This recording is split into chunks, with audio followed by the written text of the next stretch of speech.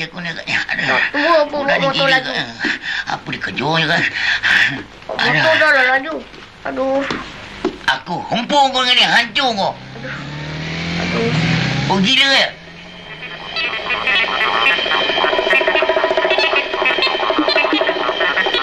Apa kau tengok aku? Ih, kencing malam juga. Siapa kencing malam ha? Tu, botak.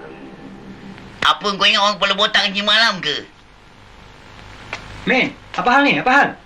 Ayah. Apa hal, Cik? Ni anak encik ke? Saya. Saya langgar dia tadi. Nasib baik tak apa-apa. Dah lah tu. Dia kata saya pula kencing malam. Minta maaf lah, Encik. Saya tak sedar lagi tadi. Saya baru botakkan kepala dia. Sebab memang dia ni kencing malam. Awak pedih saya ya?